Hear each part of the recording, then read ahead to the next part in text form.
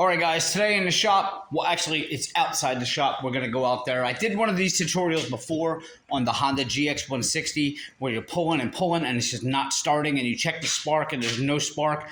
One of the 90% of the time, it's going to be this little thing that I'm going to show you.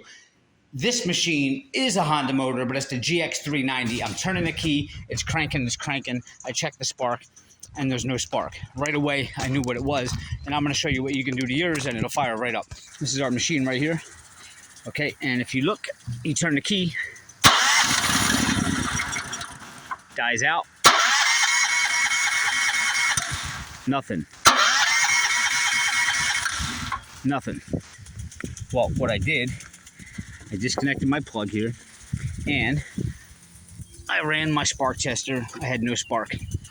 99% of the time, you come around here to the side of your block, and what you want to look for is your oil sensor. It's right there going into the side of the case there, and it usually has a yellow wire coming out of it. See it up there? All right, well, look for your yellow wire. Come up here, unplug it.